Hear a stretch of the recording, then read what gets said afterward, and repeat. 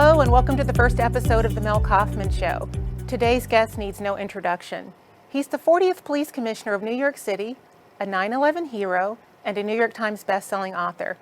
I've invited him here today to discuss the upcoming presidential election and current events. Please welcome Mr. Bernie Kerik. So I know that you're supporting President Trump and Vice President Pence. Why should they be reelected? You have to look at their successes, their accomplishments. Do you want somebody that's had their successes and accomplishments versus somebody like a Joe Biden, who was in office 47 years between the Senate, the vice presidency, failed to accomplish anything in comparison. President Trump came into office, said he was going to reduce unemployment.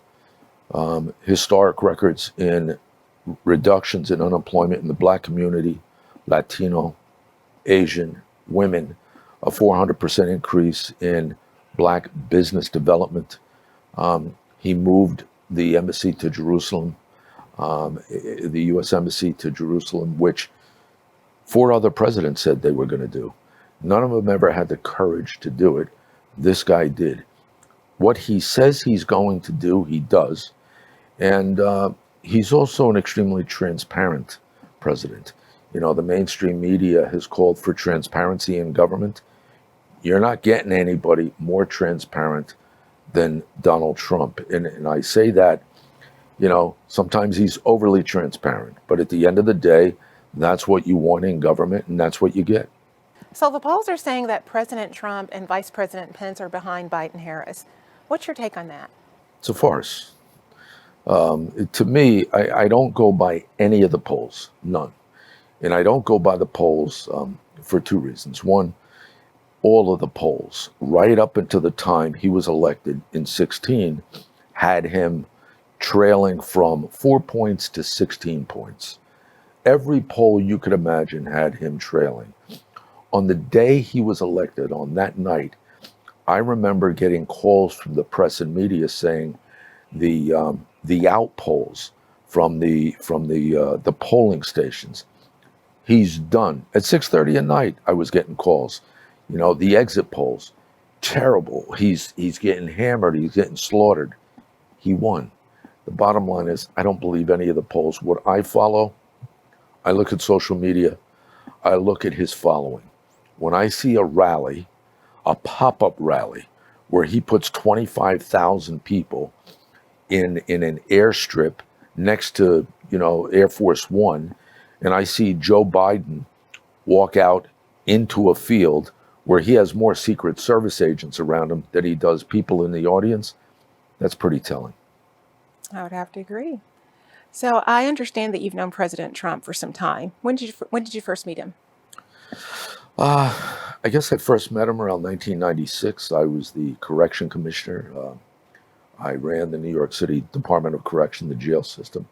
I got to know him in the city at that time. You know, Donald Trump was an icon, one of the top builders in New York. He was very well respected in both in the New York City communities and in the business industry. And when I became police commissioner, I got to know him better, naturally, because there were things that he was doing or had to have done that interacted with the police department. So I've known him a long time. So what's President Trump really like as a person? Here's what I can tell you. He's genuine. He's a no-nonsense guy, right? Doesn't BS you. He says what he thinks. But the thing that strikes me that has not been picked up by the media, even though they know it, and they know it well, especially the coverage, anybody that covered him in New York, they know the way he is. They know exactly how he is, but they've refused to cover it, and that is his generosity. You know, I can remember when I was a cop, this is in like 1986, 87, 88, I remember being up by Trump Tower in Midtown Manhattan, where his office was, where his residence was. If he came out of that building and saw a bunch of cops standing there, he'd walk over to everyone and shake their hand. He'd walk up to him and he'd touch them in the chest like this. He'd hit their chest. He'd say, "You have a vest on? Make sure you're staying safe. Make sure you wear your vest. Go downstairs to the coffee shop. Tell them I sent you downstairs. Get some coffee. Get out of the cold." In the aftermath of 9/11, the next day, Donald Trump had, I want to say, 200 people down at Ground Zero that actually worked for him, volunteering on the piles, looking for survivors. He regularly came to Ground Zero. He would walk around. He would inspire the troops, motivate the troops. Anything I ever needed, if I needed anything for the police department or the police foundation, he was a contributor. He would be there for us. He has enormous generosity. He loves the military. He loves the police, and he loves this country probably more than anybody could imagine. So when he says America first, that's exactly what he means. It's all for him. This isn't about politics. It's not about money. He's losing money. He's probably lost $1 billion in his overall, magnitude of wealth.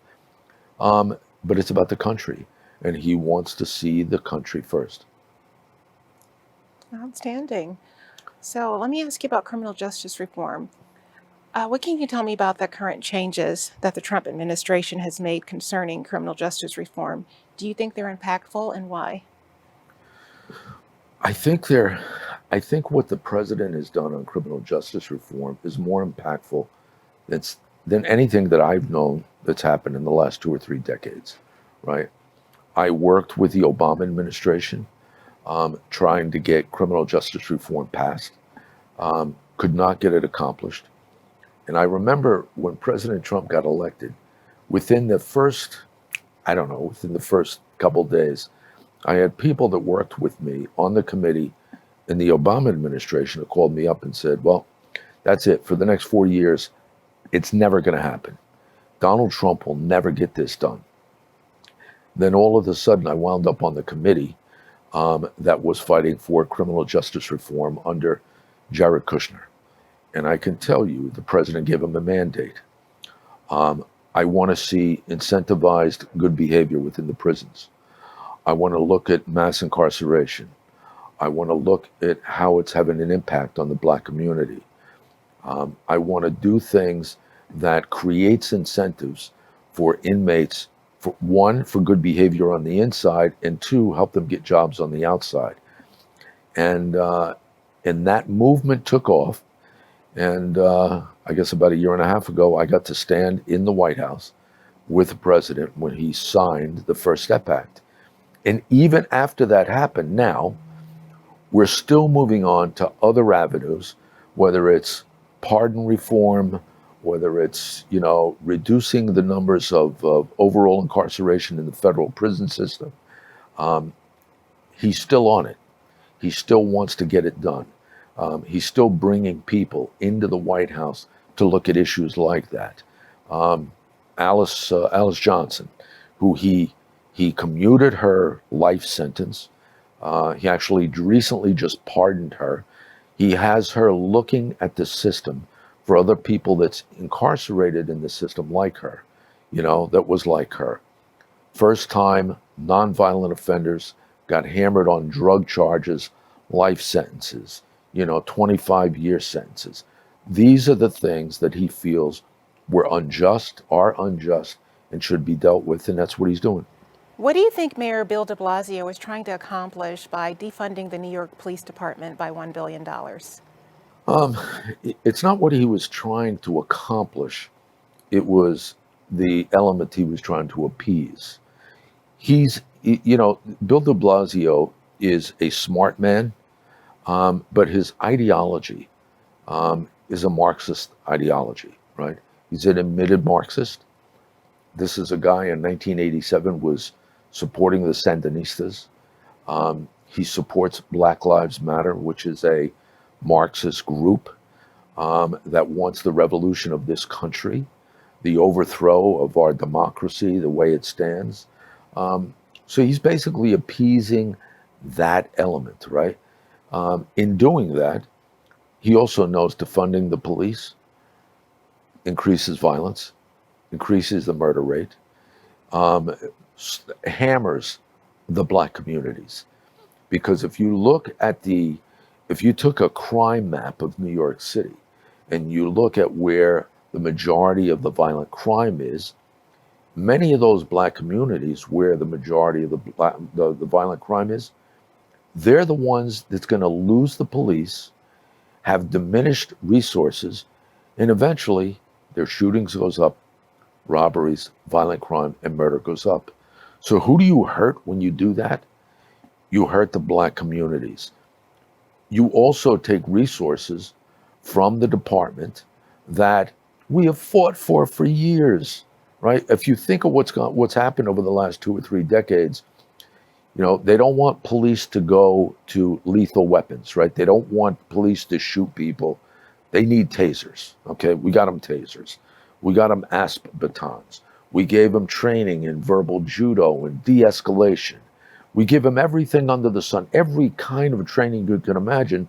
We've enhanced that training so that they don't revert to lethal weapons, deadly force.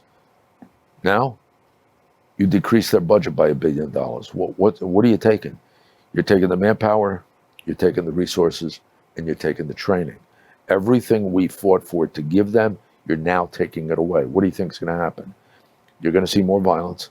You're going to see more escalation. You're going to see more interaction, confrontations between police and the community. It completely contradicts everything that we have fought for the last 2 or 3 decades. It contradicts that. So how did the Marxist agendas get such a stronghold on New York City? Well, I think it comes from, one, this push for racial, inequality, right?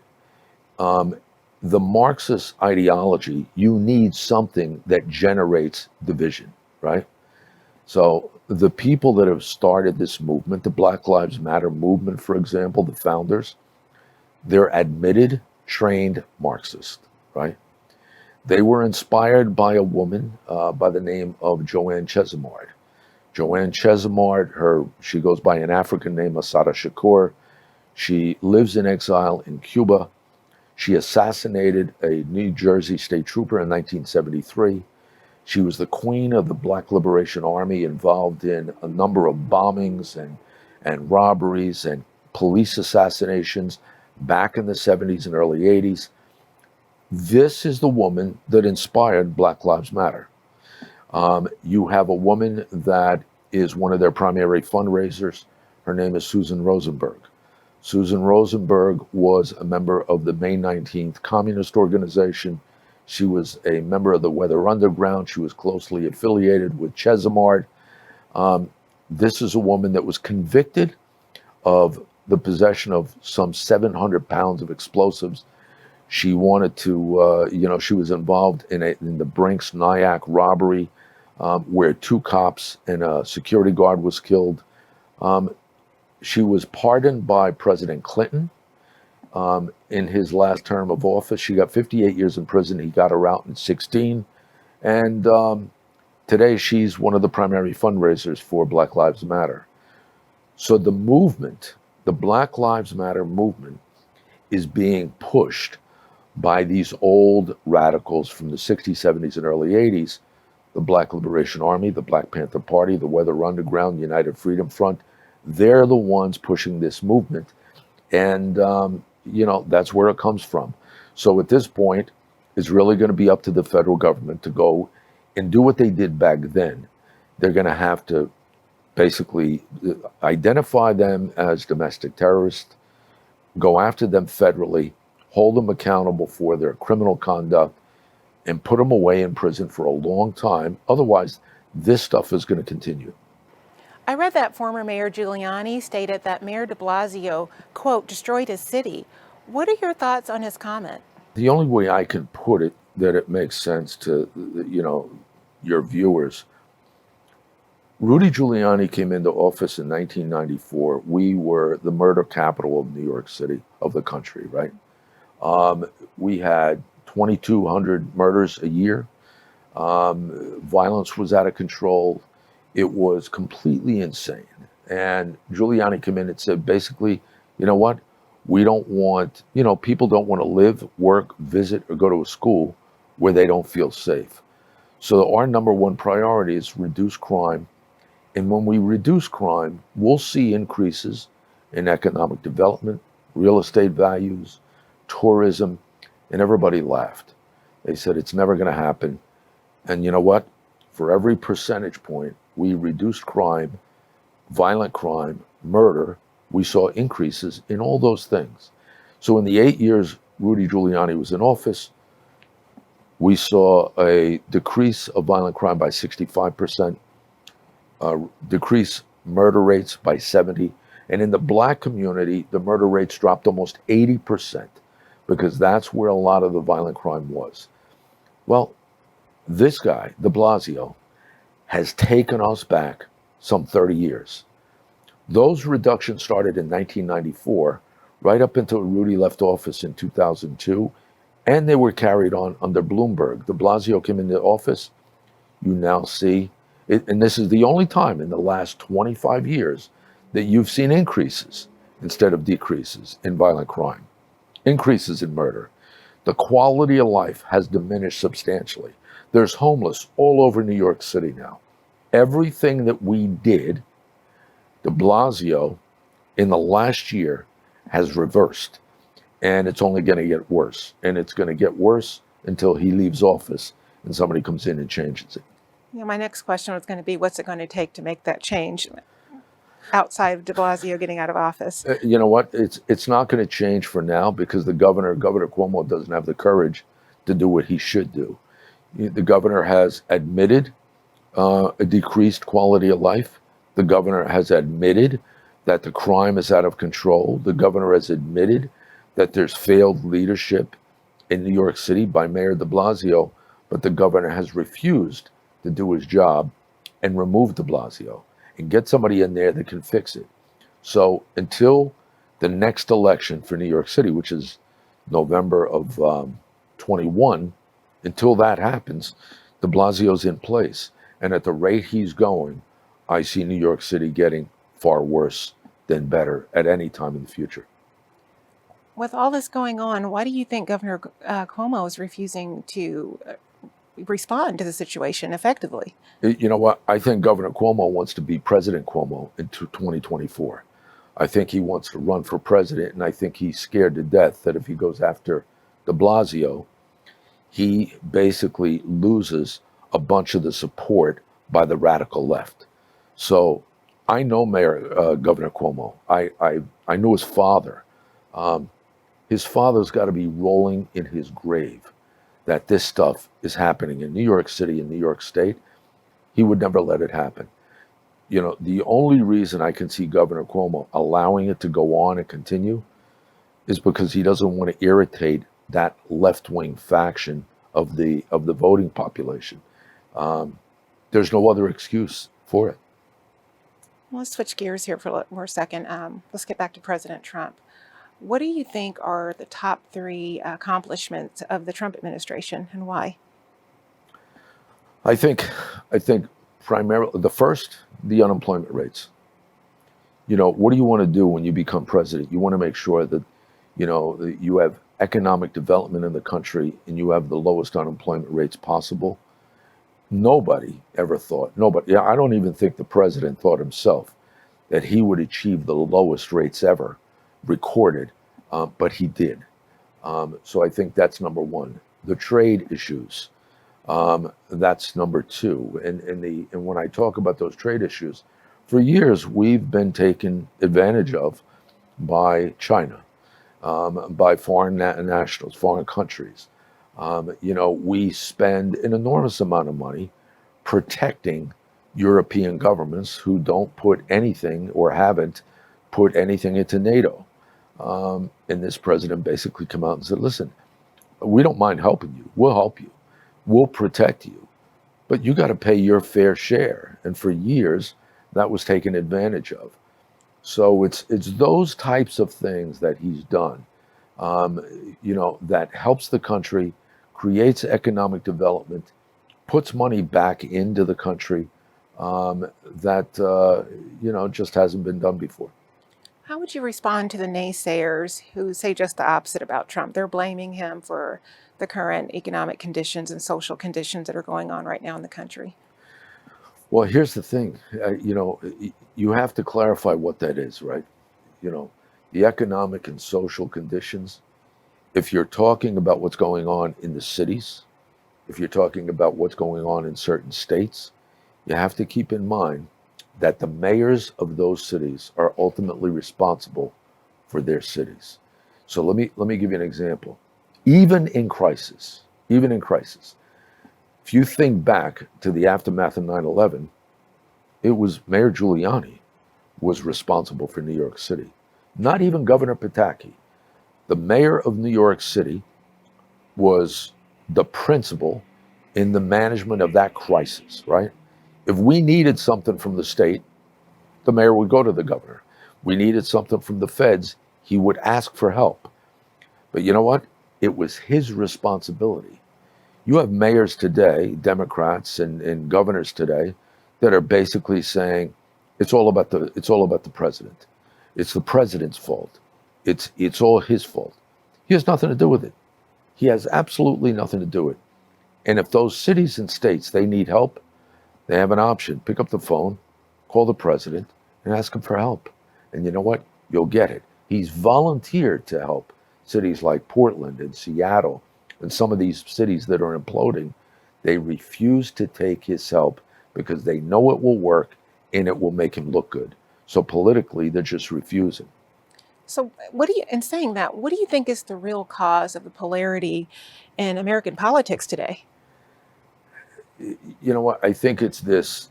I used to tell people, if you asked me 2 years ago, what's the greatest threat against the United States today? 2 years ago, I would have said the greatest threat is global terrorism. Today, I'd say I have a different answer. Today, the answer is socialism, this socialism slash communist movement. That's my fear today because you have colleges and universities that are indoctrinating our children. You have young kids today that they don't really know American history. They don't understand the Constitution. They don't know the right between the rights between good and evil and good and bad and right and wrong. Um, so it's a problem, and it has completely polarized our politics. So we have to bring it back to the center. And you also have this movement in Washington.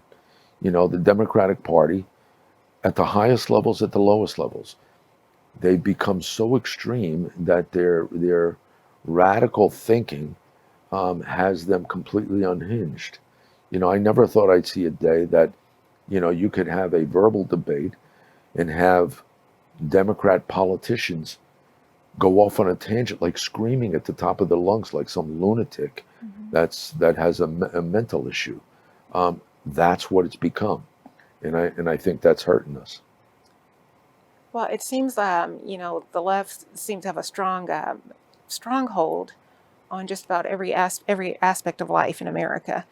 And the average American seems to not be aware of what civics is and the duty of being involved in the electoral process, especially in the local level. What changes can be made to sort of make people aware on what they need to do to be responsible voters and citizens?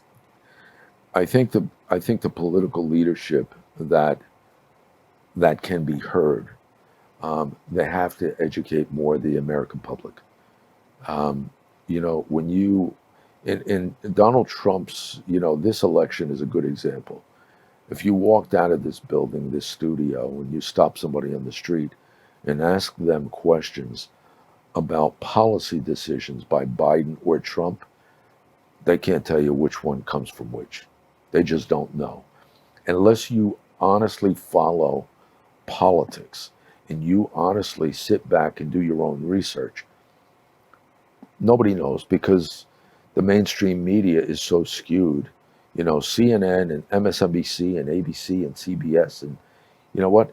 They are sort of, in my view, they're propaganda machines for the Democratic Party. They're not teaching anybody anything. They're not educating. They're not enlightening you on real politics. And that's a problem. So until that stuff changes, this stuff will continue. I've been noticing a trend on social media. I've been noticing a lot more young Black males in particular that have been supporting President Trump. Have you seen anything similar? I honestly, I had a conversation with someone yesterday, and I basically, I predicted, I think President Trump will take more of the black vote in this coming election than any Republican president ever. And I know there's a silent majority out there, but if you go to social media, if you watch Instagram, if you watch TikTok, if you watch Twitter, um, his black following is growing at numbers that I think a lot of people aren't paying attention to, and I think for good reason. When you talk to black politicians that are jumping from the Democratic Party to the Republican Party, what's their argument? What's the Democrats done for me? 30, 40 years. What have they done? The communities look the same. The violence is the same. The socioeconomic structure is the same. It's all the same. Every single year, it's the same. We vote them into office, it's the same. It's like President Trump said, what do you got to lose? Give me a shot. Well, they gave him a shot the last time, and he dropped the unemployment rate in the black community at record lows. Black small business development rose at 400%. You know what? I think they have a lot to lose if they continue to vote for Democrats, and I think they're starting to realize that. Well, you've listed some outstanding accomplishments of the president. With that being said, do you think that President Trump and Vice President Pence they'll be reelected? Yes, I I think the polls are wrong. I think their success and achievements is what they're going to stand on and stand by, and I think the American people, on a daily basis, are being enlightened as to what could happen if Joe Biden wound up in office, and I can't see the majority of the American people want that. Well, we're running out of time here. Are there any additional comments that you'd like to make? No, I think he pretty much covered it. All righty. Well, thank you for tuning in to the Mel Coffman Show, and we'll see you next time. And thank you, Bernie, for Thank you. joining us today. And we'd like for you to come back again. Thank you. All righty. Thank you. See you next time.